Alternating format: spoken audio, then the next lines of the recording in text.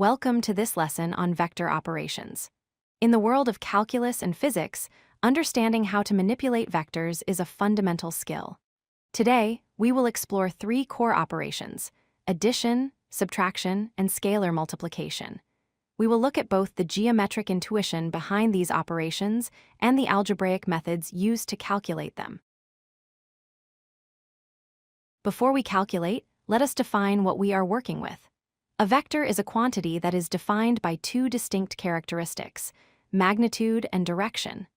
Magnitude refers to the size or length of the vector, while direction tells us where it is pointing. This is different from a scalar, like mass or temperature, which only has magnitude.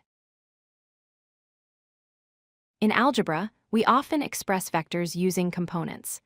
These components correspond to the horizontal and vertical distances from the vector's tail to its tip. In this example, the vector v has an x component of 4 and a y component of 3. This notation allows us to perform precise calculations. Visually, adding vectors follows the tip-to-tail method. To add vector v to vector u, you place the tail of v exactly at the tip of u. The result, or the sum, is the new vector that connects the starting point of u to the ending point of v. This new vector represents the combined effect of both original vectors. Algebraically, addition is straightforward. We simply add the corresponding components. You add the first component of vector u to the first component of vector v and do the same for the second components. In our example, adding 2, 5 and 4, 1 gives us a result of 6, 6. Subtraction can be thought of as adding a negative. To subtract vector v from u, we add the negative of v geometrically. Negative v is a vector with the same length as v, but pointing in the exact opposite direction. We then apply the same tip-to-tail method using this reversed vector. For algebraic subtraction, we subtract the components of the second vector from the first. If we have the vector 8, 4 and subtract 3, 2, we calculate 8 minus 3 for the x component and 4 minus 2 for the y component. The result is the vector 5, 2. Scalar multiplication involves multiplying a vector by a real number, called a scalar. This scales the vector.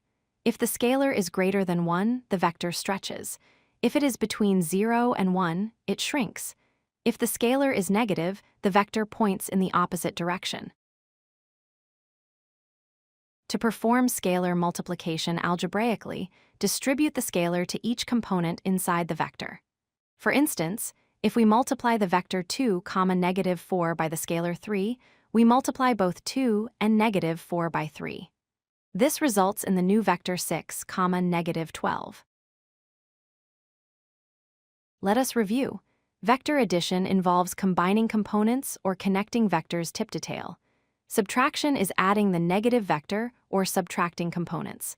Finally, scalar multiplication stretches or shrinks a vector by multiplying each component by a constant number.